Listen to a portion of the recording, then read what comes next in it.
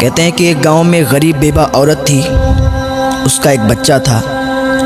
उसने अपने बच्चे का एडमिशन करवा दिया, पढ़ाई करवाना शुरू कर दी। उसका बच्चा अच्छी तालीम हासिल करने लगा और कुछ सालों के बाद बहुत ही अच्छी तालीम उसने हासिल की और उसकी उम्र यूं ही बढ़ती रही। उसने बढ़ती उम्र के साथ अच्छी डिग्री हासिल की और अच्छी जॉब भी हासिल कर ली। एक दिन उसकी माँ ने कहा, बेटा अब तू जवान हो गया है, तुझे मैंने एक एक रुपया एक एक पैसा जोड़कर पढ़ाया है, लिखाया है। अब तेरी जॉब भी लग गई है, तू अच्छे ओहदे पर भी आ गया है, तो मेरी मर्ज़ी ये है कि तेरी शादी कर दूँ। तेरे मामू हैं जो, उनकी बेटी को मैंने बहुत दिन पहले ज़बान दी थी कि जब मेरा बेटा अच्छे ओहदे पर आ जाएगा उसको मैं अच्छा पढ़ा लिखा लूँगी, उसकी अच्छी नौकरी लग जाएगी, मैं उसके साथ तेरी शादी कर दूँगी। वो बहुत दिन से आसरा लगा कर बैठी है कि मेरी शादी तेरे साथ होगी, तो बेटा मैं चाहती हूँ कि तू उसके साथ शादी कर ले।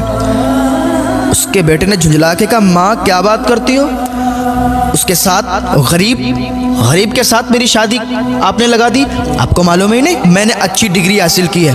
आपको ये नहीं मालूम है मैंने अच्छी तालीम हासिल की, अच्छी पढ़ाई हासिल की है और मैं एक अच्छा ओहदेदार इंसान हूँ, मेरी अच्छी जॉब है, मैं उस गरीब इंसान से कैसे शादी कर सकता हूँ? माँ सोच समझ कर बात किया करो। जब इतनी बात उसने कही ना, उसकी माँ के कलेजे पर एक छुरी सी चल गई। उसकी माँ का कलेजा हिल गया कि जिस बच्चे को परवान चढ़ाया, जिस बच्चे को इतनी अच्छी तालीम दी, लोगों के बर्तन धोकर, लोगों के कपड़े धोकर, बर्तन मांज के पैसे इकट्ठे किए, और आज इसके रिश्ते की बात कर रहे हैं तो ये गरीबी की बात कर रहा है। इसे नहीं मालूम कि मैंने किस गरीबी की हालात में इसको पढ़ा लिखा कर बड़ा किया और अब इसकी जॉब लग गई, अच्छे पैसे आने लगे। ये भूल गया अपनी असलियत को। उसने अपने दिल ही में सोचा। जब उस तक बात पहुंची लड़की तक, लड़की बड़ी मायूस हो गई, उसका दिल टूट गया। इधर माँ का भी दिल टूट गया, उधर लड़की का भी दिल टूट गया। थोड़े दिनों के बाद इस लड़के ने अपनी माँ से कहा, माँ मेरा ट्रांसफ़र कहीं दूसरी जगह हो गया है, शहर में हो गया। मैं चाहता हूँ ना शहर में जाके हम अपना एक अच्छा घर बनाएंगे, शहर में जाके अच्छा घर बना के तैयार करके और वहाँ रहेंगे। वो माँ थी उसकी खुशी में ही उसकी खुशी थी। उसकी माँ ने कहा, ठीक है बेटा, जैसी तेरी मर्ज़ी है, तू जहाँ चाहता है हम भी तेरे साथ वहीं रहेंगे। उसकी माँ ने क्या किया, अपना सारा सामान बांधा, उसके लड़के ने सारा सामान लिया, शहर निकल गए। कुछ दिन किराए पर रहने लगे और थोड़े दिन के बाद उन्होंने अपना वहाँ पर घर बना लिया। जहाँ पर इनका घर बना था, सामने ही जस्ट इनका पड़ोसी था, उसकी जो लड़की थी बहुत ही खूबसूरत थी। तो ये जब बाहर निकलते थे तो उनके घर पर इनकी नज़र पड़ती थी। तो लड़का जब भी कभी अपने ऑफिस जाता था तो लड़की से बारहा मुलाकात हो जाया करती थी, बातचीत भी हो जाया करती थी, करीब में ही घर था। अब बातचीत यूँ बढ़ी कि ये प्यार मोहब्बत में तब्दील हो गई। एक दिन माँ से बेटे ने कहा, माँ मैं ये चाहता हूँ कि जो पड़ोस में घर है, जो पड़ोसी हैं हमारे, अच्छे अखलाक के हैं, अच्छे लोग हैं, मैं चाहता हूँ कि आप उनके यहाँ रिश्ता ले जाएं और उनकी बेटी से मेरी शादी कर दें। माँ तो माँ थी, माँ का दिल तो पहले ही टूटा हुआ था कि मेरी पसंद की लड़की से इसने शादी नहीं की। हालांकि वो गरीब ही तो थी और गरीबी की बिना पर इसने शादी तोड़ दी। चलो बहरहाल बेटा ही तो है मेरा, जो ये कहता है मानना पड़ेगी। उसकी माँ पड़ोसी के घर में रिश्ता ले गई, रिश्ता हो गया क्योंकि अच्छे ओहदे पर था, मालदार हो चुका था, वो लोग भी मालदार थे। रिश्ता हो गया और कुछ ही दिन के बाद शादी हो गई। शादी होके बहू घर में आ गई। माँ की तो तमन्ना ये होती है कि जल्दी से मेरे बेटे की शादी हो और जल्दी से हंसता खिलता परिवार हमारा हो जाए, बच्चे हों उसके और जल्दी से हम दादी बन जाएं। ये उम्मीदें हुआ करती हैं। उसकी भी यही उम्मीद थी कि जल्द से जल्द एक नन्हा फूल आए और हम भी दादी कहलाने के लायक हो जाएं। थोड़े दिनों के बाद उनके यहाँ एक विलादत हुई, एक बेटा पैदा हुआ। उसकी माँ बहुत खुश थी कि आज हम भी दादी बन गए, हमारे घर में हमारा पोता आया है।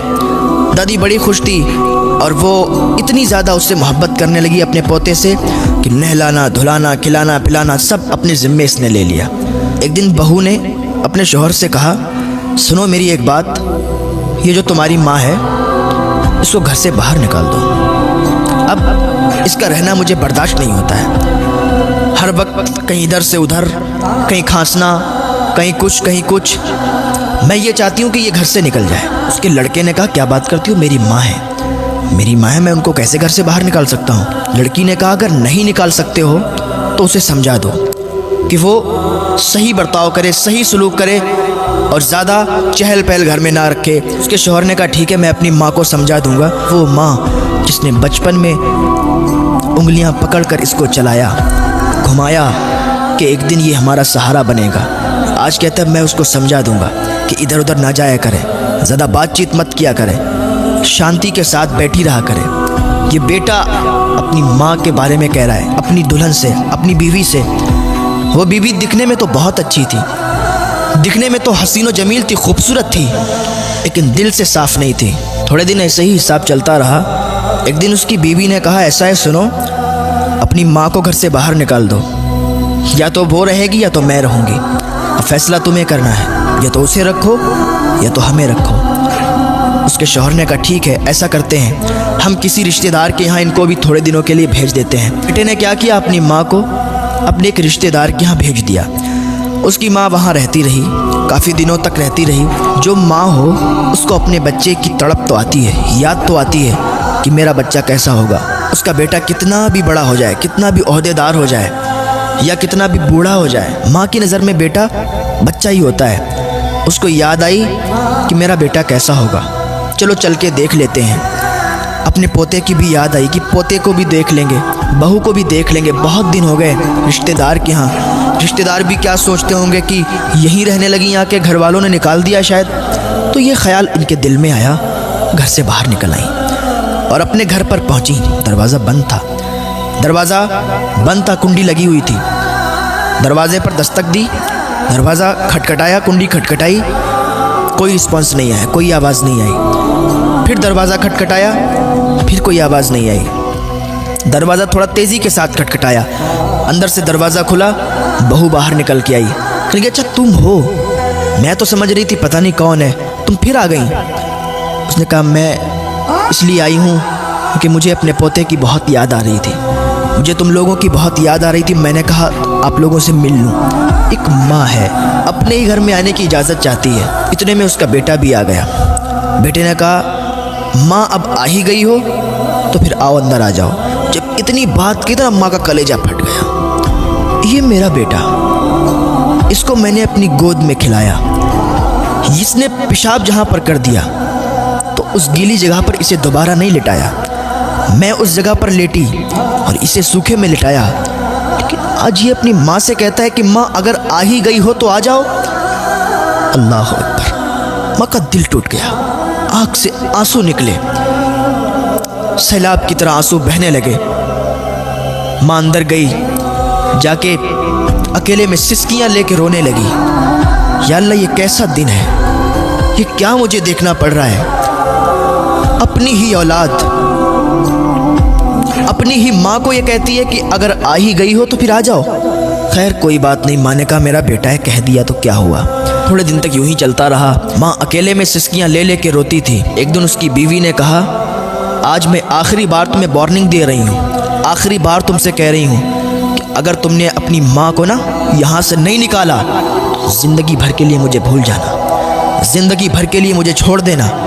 मैं अपने घर चली जाऊँगी, अपने मायके चली जाऊँगी अगर अपनी माँ को तुमने मेरे घर से नहीं निकाला। उसके शौहर ने कहा, ठीक है तुम तसल्ली रखो, मैं कुछ करता हूँ। उसने अपनी माँ को बुलाया, कहने लगा, माँ आज हम एक रिश्तेदार के यहाँ जा रहे हैं, आप तैयार हो जाओ और हम एक रिश्तेदार के यहाँ चल रहे हैं, बहुत दिनों से वो लोग बुला रहे हैं। माँ खुशी खुशी तैयार हो गई।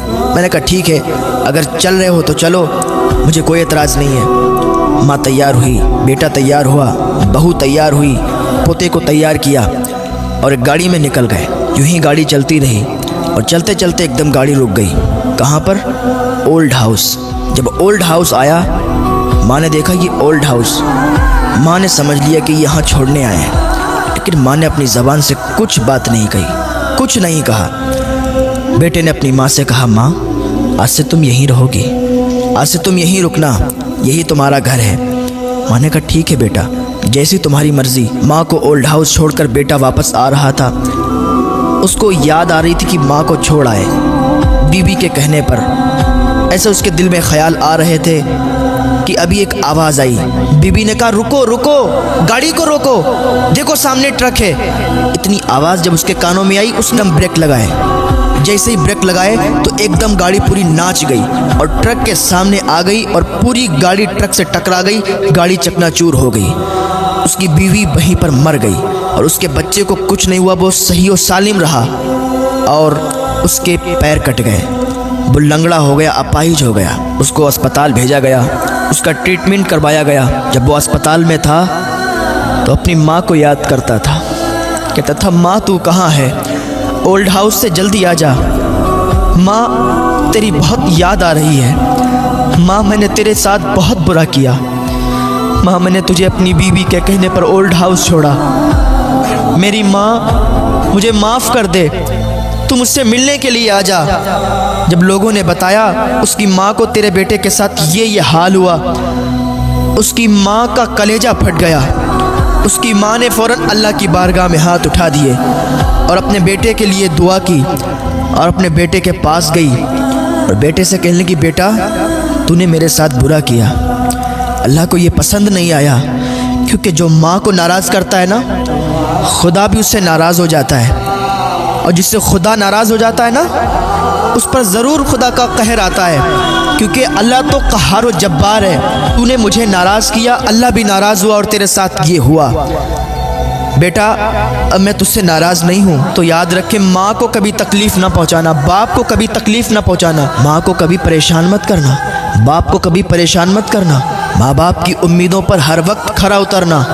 माँ बाप की ये तमन्ना होती है कि मेरे बच्चे जब जवान होंगे तो मेरे बुढ़ापे का सहारा बनेंगे। माँ बाप के बुढ़ापे का सहारा बन के भी दिखाओ। माँ बाप को सुकून दो, माँ बाप की खिदमत करो, माँ बाप की सेवा करो। अगर तुम माँ बाप की खिदमत करोगे ना तो जन्नत ज़रूर तुम्हें मिलेगी। क्योंकि जन्नत माँ के कदमों में है और बाप जन्नत का दरवाज़ा है। तो कभी माँ को भी नाराज़ मत करना, कभी बाप को भी नाराज़ मत करना। अगर अभी भी तुम अपने माँ बाप से नाराज़ हो ना, तो आज ही उन रूठे हुओं को मना लेना, अल्लाह तुमसे राज़ी हो जाएगा। और अगर तुमने अपने माँ बाप को नहीं मना पाया और वो इस दुनिया से रुखसत हो गए, तो फिर अल्लाह ही जाने कि तुम्हारे साथ क्या बर्ताव होगा। अल्लाह रब्बुल इज़्ज़त की बारगाह में दुआ है, अल्लाह नेक अमल करने की तौफ़ीक़ अता फ़रमाए, अल्लाह गुनाहों से बचने की तौफ़ीक़ अता फ़रमाए, अल्लाह वालिदैन की खिदमत करने की तौफ़ीक़ अता फ़रमाए।